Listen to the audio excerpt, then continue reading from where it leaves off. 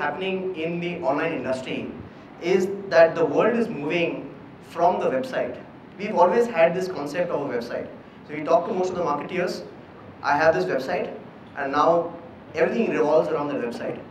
You know, Wired magazine wrote a pretty interesting cover story a few months back, which actually had the headline, is the web is dead, right? And so true. The web is dead, long live the internet. So if you look at it today, what happens is that how many of us are spending time on YouTube? How many of us are spending time on Facebook? How many of us are engaging with friends on different social media platforms? So now what happens is, it's a world of applications. It's a world which is of web presence. So all the brands now have to look at it that it's no longer the website. So you don't have best practices how you're going to use search marketing to get traffic to my website. But now you look at it that, okay, how am I going to use all these platforms available to, let's say, I'll give you an example, let's take Facebook to a certain extent. Facebook can be very effective for customer acquisition. So you have promoted videos, you have ads on Facebook, so customer acquisition. But it's an equally effective application or platform for training. It could be for customer training or it could be internal employee training. Same thing, it's a very good platform for information dissemination. The same platform is useful for so many other things. So now the thing is that each of the brand marketeers have to realize that it's no longer about customer acquisition or taking traffic from YouTube and sending it to the website, but YouTube itself can become a website. So a lot of people have brand channels now. And I'll show you some videos that people have created, and they're amazing videos. You know, so the videos are not your 30-second commercials, but the videos are good 3-4 minute long videos. So I'm going to show probably 30 seconds of those videos to give, sort of exemplify what I'm talking about. So what are the things that are happening in this whole evolution? First thing is that before you launch and understand best practices for each of these landscapes, you gotta understand the landscape. Understand Twitter as a medium, understand Facebook as a medium, understand YouTube as a medium, and then evolve a strategy of how you're going to tap each one of them. Like, you know, a lot of people say that, oh, you know, I don't want to get on the social media at all. I'm scared of social media. But the fact of the matter is there are a lot of social medias which are as controlled as a website. Like, you can have a brand channel on YouTube and make your comments off. That means basically it's a full controllable website kind of an environment for your brand, and nobody can come and give comments. My answer to that actually is that, you know, a lot of people think that if they're not on social media, people can't say anything negative about them. My answer to that is, you know, they're still going to say negative things. But if you're not on social media, you want anybody who will defend it. If you have 1 lakh followers, then somebody says something negative, somebody's going to defend you. But if you don't have a follower base, nobody's going to defend you when somebody actually says something negative. Second thing is, these platforms now require best practices which are slightly broad in nature. First, you could actually have a documentation. These are the changes you can make to the website in this manner. Now you're going to have a lot of people in the company answering things, right? So, you know, Jillian was giving an example. Before Dell came with the Twitter strategy, there are 20 people in Dell actually using a Twitter account and providing customer service. There's nothing much you can do about it. Employees, customers, fans, they're all going to answer on your behalf. So you have to have a sort of a broader strategy how you're going to use these platforms. A lot of people should start off with listening. That will give you an idea of what you should do on social media. As I said, you don't have to go there. You're already there. If you're a large brand, you already will have a Twitter profile. Somebody will be having an Oracle account on your behalf. Somebody will be a fan of yours on Facebook. They'll be adding things out there. And this all thing is already existent.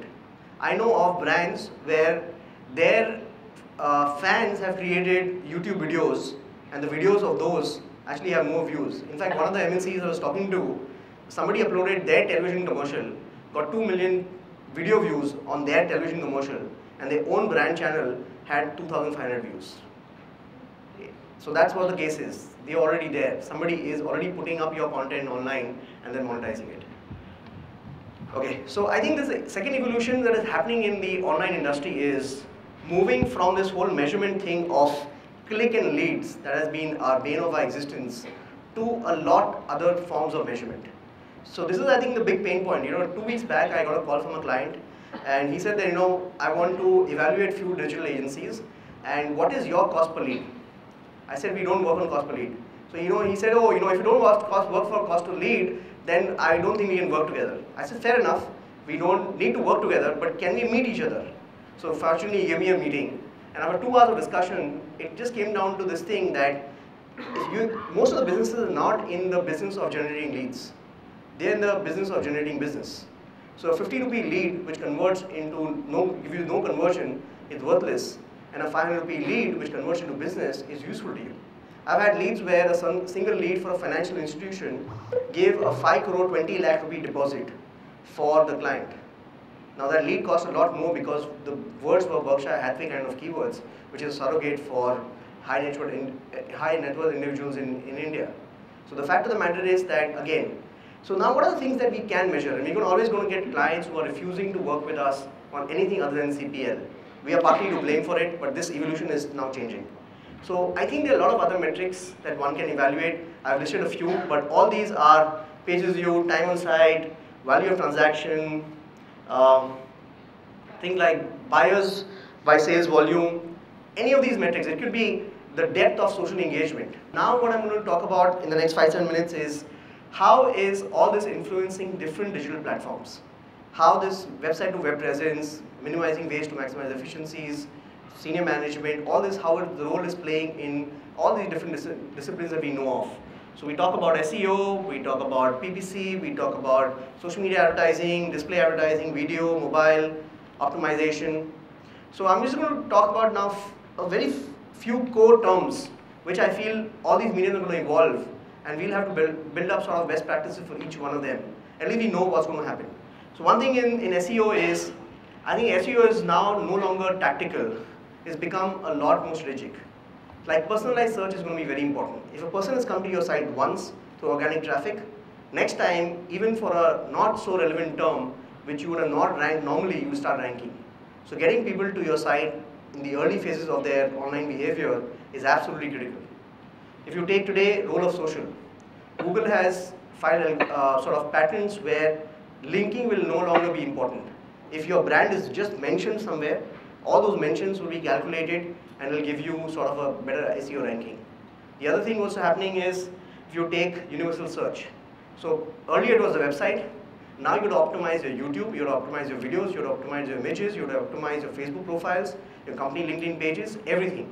So you're not optimizing one single asset, you're optimizing 20 different assets. And the big opportunity in this is earlier your brand could only get 2 listings on Google.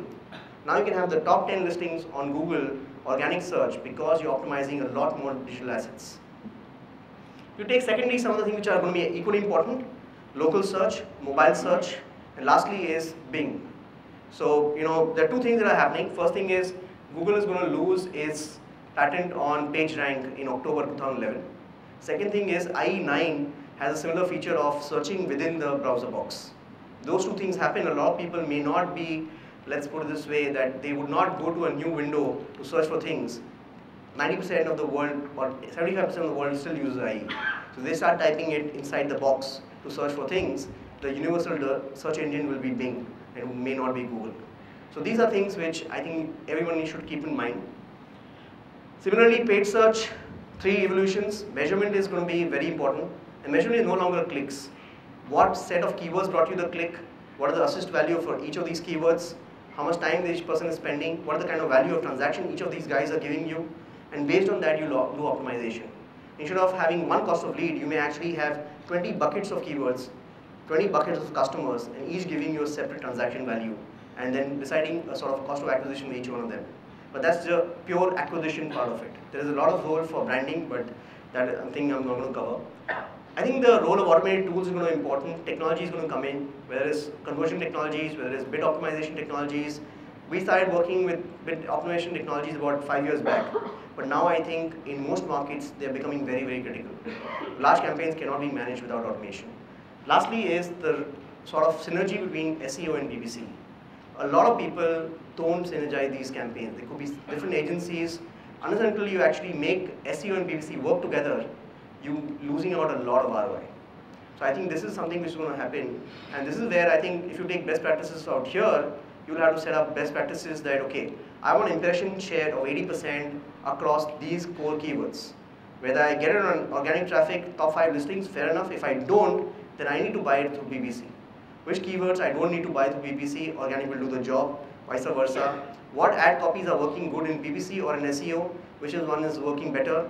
Even if you have the top 2 listings, one could talk about price, one could talk about value. And both of the things are different in most for consumer segments that it targets. So these optimizations are going to be very, very critical in PPC. Social media, again, measurement is going to be important. I think social media measurement, although most of social media still charge for per click, I think what is happening is that the duration of time spent, the engagement is done. All these are different forms of measurement in social media, and it's not about CPC or CPL anymore.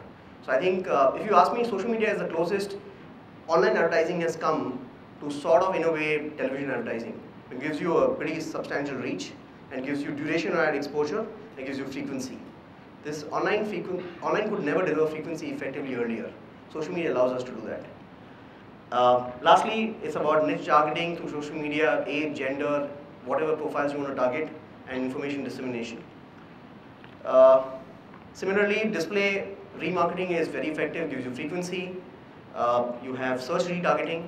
This is a very interesting concept which is happening in display, where a user searches for a certain set of keywords, then you know which sites they have gone to, and you advertise on those specific sites. So you're not buying search, but you're buying the same users who would have searched for those keywords. It's a very fascinating concept because it's first of all, you can do very good display advertising, and you can still reach out to the niche audiences that search allows you to reach out to. But these are the optimization things that are happening in display.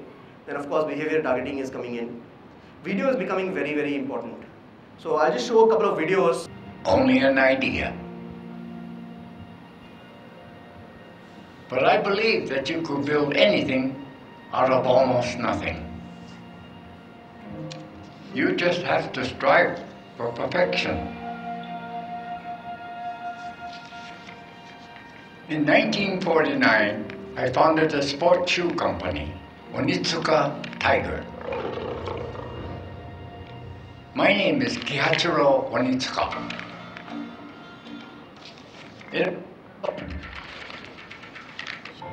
Other pioneering innovations follow, like the impact guidance system and the most advanced adaptive running shoe ever made, Gel Kinsei.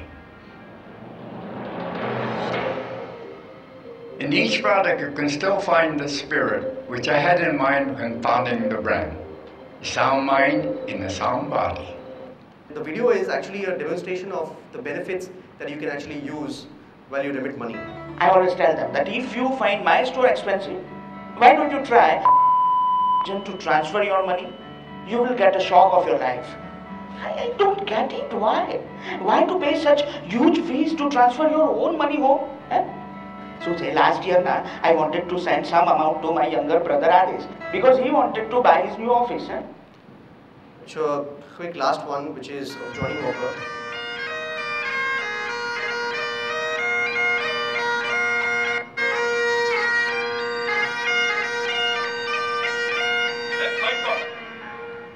Shut it. Here's a true story about a young lad named John. Just a local farm boy. There was something special about the lad. A glint in his eye, a fire in his belly, a spring in his step. And one day, he went for a walk. Now this walk began when his father died. The year was 1819, and he was just 14 years old. Bereavement counselling. Well, these were the days when young boys were sent into the fields, the mills, the mines, tough times. But young John was smart enough to be lucky. His father's farm were... So each of these videos actually are 7 minutes long.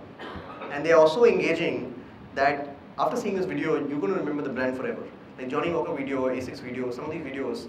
So the thing is, imagine this now, that it's a perfectly educational kind of a video which actually demonstrates what are the brand properties the brand stands for. Nobody's ever had this chance of doing this on television or any other platforms or mediums. So I would say, coming back to the presentation, so people are going to have brand channels, they're going to longer films, and a lot of sponsoring content is possible. So now, lately I've heard, let's say YouTube was telecasted live, IPL was telecasted live on YouTube, and that's now, so a lot of content which is earlier traditional television content is now coming online.